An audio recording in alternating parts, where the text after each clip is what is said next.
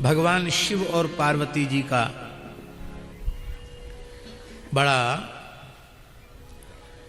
पवित्र संवाद चल रहा है और उस संवाद में भगवान के अवतार का प्रयोजन, उस अवतार प्रयोजन की चर्चा हम लोग कर रहे हैं। कल हमने चर्चा की थी, मुकुत न भय हते भगवाना, तीन जन्म द्विज वचन प्रवाना।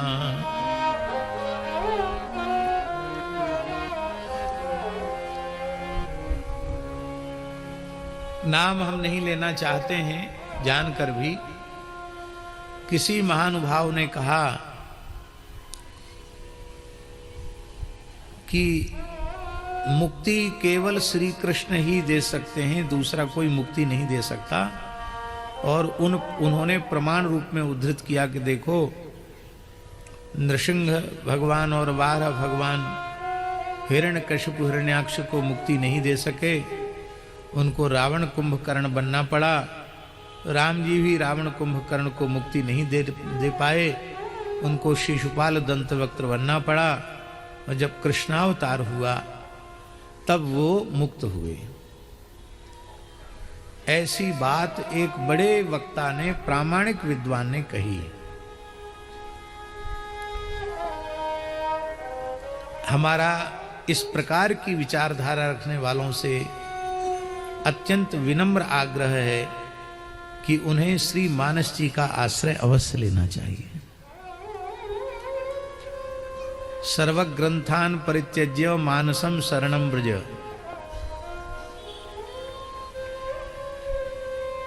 मानस जी का आश्रय लेगा तो उसको कभी कोई संदेह होगा ही नहीं। कितना बढ़िया समाधान गोस्वामी जी ने किया। मुकुत न भय हते भगवाना, तीन जन्म द्विज वचन प्रवाना। एक बात हम और आपको कह दें, जीव के कल्याण में दो चीजें सबसे अधिक बाधक हैं। एक भगवद अपराध और दूसरा भागवत अपराध। भागवत अपराध के संबंध में कल हमने चर्चा की थी। भगवत अपराध और भागवत अपराध कैसे लगते हैं? भगवत स्वरूपों में भेद करने से भगवत अपराध होता है। आपका सांप्रदायिक जो आग्रह है वो आपके अपने स्थान पर है, पर यदि मूल वैदिक सनातन आर्ष सिद्धांत का हम विचार करेंगे और उस आर्ष सिद्धांत का विचार करने में व्यास वाल्मीकि को छोड़कर दूसरी गति नहीं है, उनके आश्रय में यदि हम चिंतन विचार करेंगे तो राम कृष्ण नारायण में भेद मानने से काम चलेगा नहीं। अपराध ही अपराध लगेंगे, कुछ हासिल नहीं हो, कुछ प्राप्त नहीं हो। किसी भगवत स्वरूप में भेद बुद्धि नहीं करना। और इस अपराध से नाभाजी ने हम लोगों को बचाया है, टीकाकार प्रियादास जी ने हम लोगों को बचाया है। प्रियादास जी ने क्या कहा? सब ही है नित्य ध्यान करत प्रकाशे चित। सब ही है नित्य ध्यान करत प्रकाशे चित। जैसे रंग पावे बीत, जो पे जाने सार। हाँ, जैसे रंग पावे बीत, जो पे जाने सार।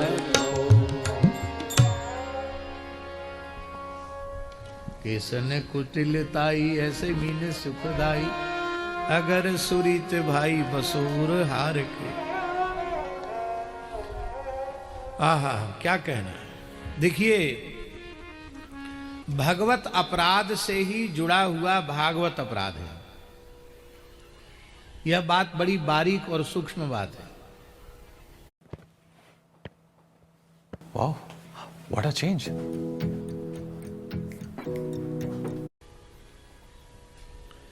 आप श्री राम जी के अनन्य उपासक हैं। श्री राम जी के प्रति आपका परत्व भाव है, पर जैसा भाव श्री राम जी के प्रति है वैसा भाव श्री कृष्ण के प्रति नहीं है और श्रीमन नारायण के प्रति नहीं है, तो कहीं न कहीं आपकी वाणी से स्खलन जरूर होगा और श्री कृष्ण के प्रति कोई न कोई हल्की बात निकल जाएगी।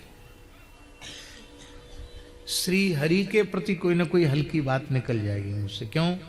अंतःकरण वह वाणी के माध्यम से ही अभिव्यक्त होता है। आपके भीतर क्या चल रहा है आपकी वाणी से ही तो पता चलेगा। बात पहले मन बुद्धि में आती है, फिर वाणी में आती है, क्रिया में बहुत पीछे आती है। जो श्रोता दिखाई पड़ रहे हैं इतने ही श्रोता नहीं हैं। अज्ञात अलक्षित भाव से भगवान के नित्य मुक्त पार्षद जब भगवत कथा आरंभ होती है तो वे सब के सब उपस्थित होते हैं अलक्षित भाव से। गूढ़ रूपेण संस्थिताः।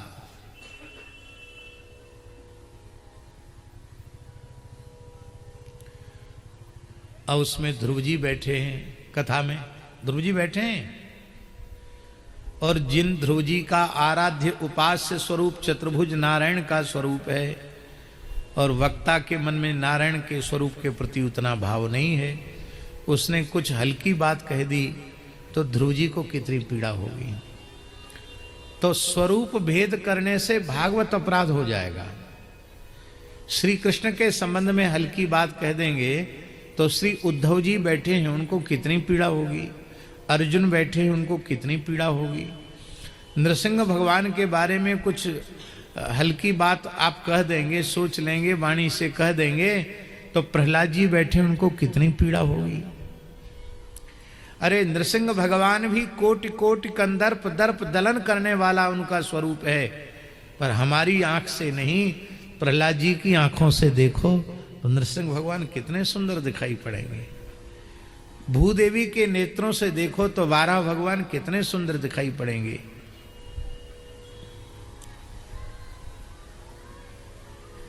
मनु जी के नेत्रों से देखो तो मत्स्य भगवान कितने सुंदर दिखाई पड़ेंगे। सनकादिक भगवान के नेत्रों से देखो तो हंस भगवान कितने सुंदर दिखाई पड़ेंगे। इसलिए सब ही है नित्य। श्री कृष्ण के प्रति भाव है, राम जी के प्रति वैसा भाव नहीं है, तो राम जी के लिए कोई हल्की बात निकल गई और महाराज हनुमान जी तो सबसे पहले आके बैठते हैं। और कहीं हनुमान जी को गुस्सा आ गया तो बोलो स्वामी जी। रावण सो भट्ट भयो मुठिका के घाय को, एक घूंसा नहीं झेल पाया रावण।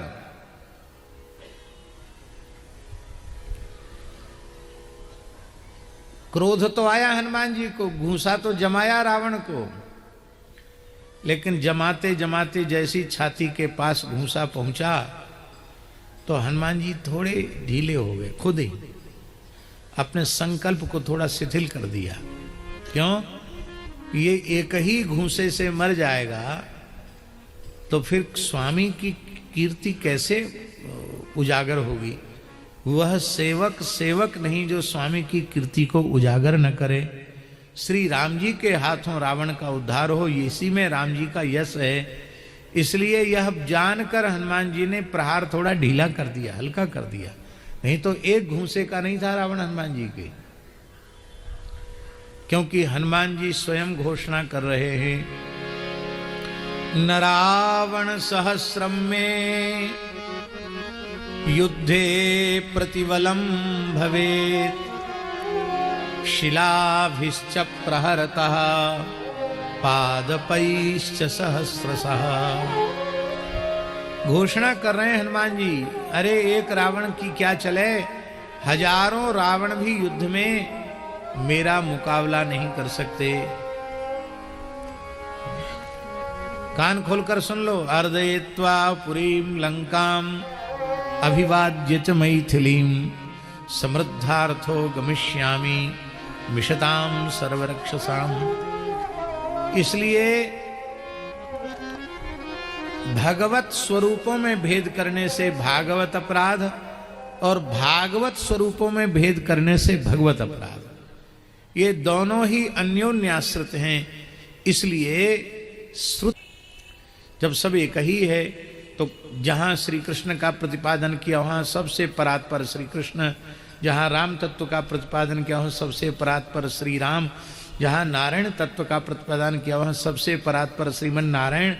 तो इनकी संगति कैसे होगी? एक प्रश्न है कि नहीं?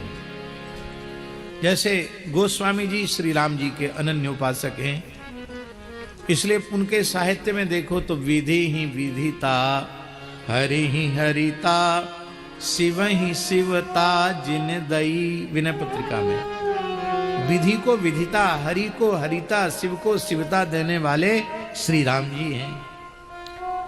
तो गोस्वामी जी अशास्त्रीय वाक्य नहीं बोल सकते। जग पे खन तुम देख निहारे, विधि हरि शंभु न चावन वारे, तेऊ न जान ही मरम तुम्हारा, और तुम ही को जान निहारा। उपजहि जासु अंश गुण खानी, अगणित लक्ष्मी उमा ब्रह्माणी इत्यादि। तो ये परत्व की जो बात है वो कहां से है, कैसे है? इस संबंध में भगवत कृपा से प्राप्त, गुरु कृपा से प्राप्त विवेक यह है, हमारे पूर्वाचार्यों का भाव है कि जो जिसका आराध्य इष्ट उपास्य स्वरूप है उसका संपूर्ण समर्पण, उसकी सर्वथा परत्व बुद्धि अपने उपास्य स्वरूप के प्रति हो जाए। तो श्री राम जी के उपासक श्री राम जी के स्वरूप के प्रति परत्व बुद्धि रखें, श्री कृष्ण के उपासक श्री कृष्ण के प्रति परत्व बुद्धि रखें, श्रीमन नारायण के उपासक श्रीमन नारायण के प्रति परत्व बुद्धि रखें। पर उस परत्व बुद्धि का तात्पर्य है इष्टानुराग, उसका तात्पर्य भेद नहीं। श्रीमन नारायण के उपासक समझें कि जितने स्वरूप हैं वो सब हमारे श्रीमन नारायण के ही हैं। श्री रामोपासक समझें कि जितने भगवत स्वरूप हैं सब रघुनाथ जी के ही हैं। श्री कृष्णोपासक समझें कि सभी स्वरूप श्री कृष्ण के ही हैं। देखो हम उदाहरण आपको दे रहे हैं।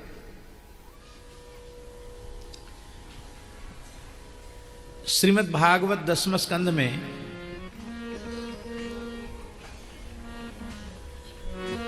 भ्रमर गीत में श्री राधा रानी क्या कह रही है? अब देखिए बड़ी बारीक बात है। आजकल अनन्यता का अर्थ समझते हैं कि हमने दूसरे स्वरूप की चर्चा कर दी तो हमारा धर्म भ्रष्ट हो गया। अरे राम राम, ये अनन्यता के नाम पर किया गया अपराध है। अपने आराध्य इष्ट स्वरूप को ही सब स्वरूपों में देख लेना, इसी का नाम अनन्यता है। तो श्री राधा रानी क्या कह रही है? मृगयूरिव कपीन्द्रम विव्यधे लुब्ध धर्मा स्त्रियमकृत विरूपा स्त्रीजितः कामयाना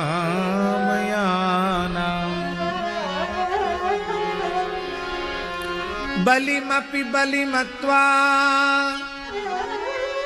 वेष्टयध्वांशवद्यः तदलमसित सख्यै दुस्त्यजस्तत्कथार्थः। श्री राधा रानी कह रही है, अरे भ्रमर, तू उन प्रियतम श्री कृष्ण से हमारी संधि कराना चाहता है। इनकी नस नस हम अच्छी प्रकार से जानती हैं, ये हैं कैसे, कैसे हैं? बोले ये इनके रामावतार का मैं स्मरण कर रहे हैं। अब देखो, श्री कृष्ण के रामावतार का स्मरण जान राधा रानी कर रही है। इन्होंने रामावतार में क्या किया? रामावतार का मैं इसलिए स्मरण कर रही हूं कि सब कोई कहे राम सुठी साधु, सरल स्वभाव छुअत छल नाही। ये रामावतार की विशेषता है। और उस रामावतार में जिनमें सिधाई का प्रमाण पत्र इनको मिला हुआ है, उसमें इनका पहला अक्षर देखो, मृगयु इव कपींद्रम बिव्यधे। बहेलिए के जैसे इन्होंने बाली का वध कर दिया। अरे भाई, भाई भाई की लड़ाई थी, इनको बीच में कूदने की क्या जरूरत थी? अब मान लो लड़ना ही था तो सीधे ताल ठोक कर सामने आते, रहो मैदान में। बाली तो शत्रु की ललकार सुनता ही नहीं। बिटप ओट देखें रघुराई, और फिर उस बेचारे को मार दिया।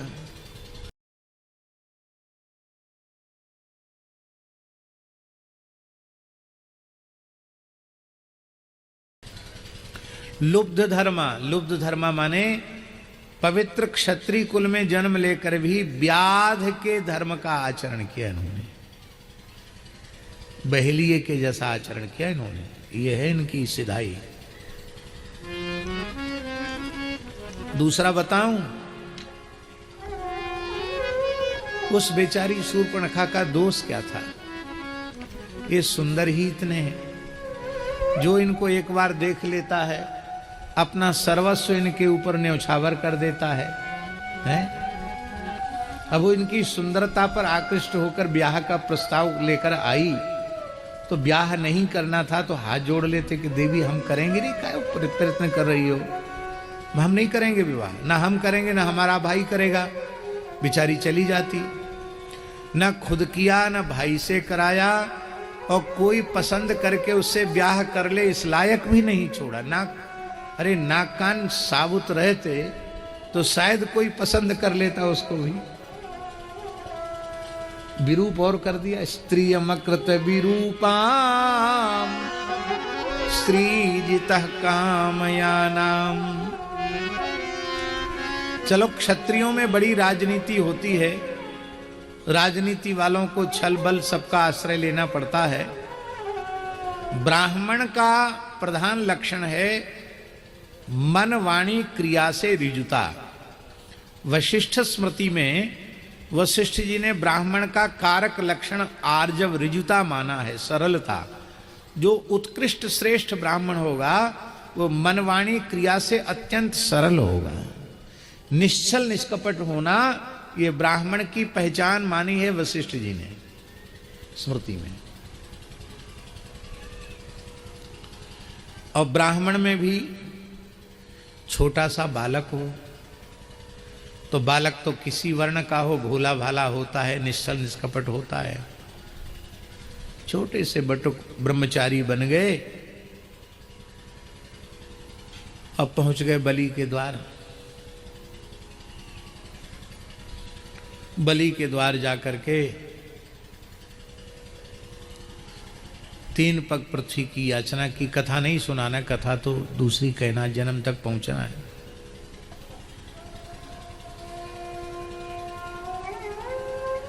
उस बेचारे ने चरण धोए, अर्घपाद्य मधुपर्क आदि निवेदित किया और कहा, अद्य में सफलम जन्म, आज हमारा जन्म सफल हो गया, हमारा कुल पवित्र हो गया। आज ब्राह्मणों ने बड़ी भक्ति पूर्वक अग्नि में आहुति दी। लगता है ब्रह्मर्षिणाम बपु साक्षात मन्ने त्वारी बपुर धर्म। लगता है ब्रह्मर्षियों का तेज ही मूर्तिमंत होकर आपके रूप में आ गया है। मैं धन्य हुआ प्रभु। लगता है कुछ लेने की इच्छा से आप आए। आप जो मांगो सो देंगे। भगवान बोले कि तो आपके कुल खानदान की विशेषता है। कंजूस तो आपके परिवार में कोई पैदा ही नहीं हुआ, जो मांगा वो उतने से अधिक दिया। हे महाराज बलि, आपके पिता विरोचन उन्होंने यह जानते हुए कि यह ब्राह्मण नहीं देवराज इंद्र है, मस्तक मांगा तो मस्तक काट करके दे दिया, मृत्यु का वर्ण कर लिया, पर ब्राह्मण को निराश नहीं किया। और प्रहलाद जी, आपके बाबा प्रहलाद जी, अरे महाराज प्रहलाद जी के बारे में तो कहूं मैं क्या, ये भगवान के वचन है।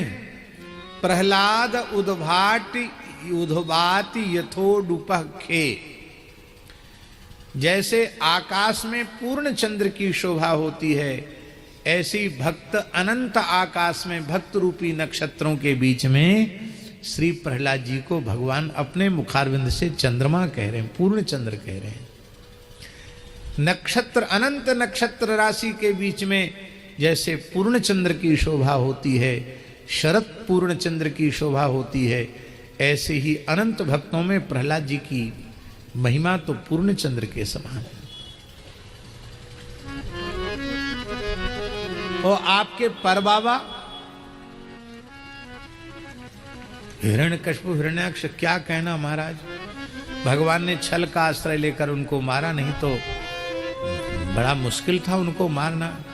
और यहां तक भगवान ने कह दिया कि आज भी हिरण्याक्ष के बल का स्मरण करते हैं जब भगवान बारह, तो अपने को पराजित उसे विजयी मानते हैं, इतना ताकतवर था।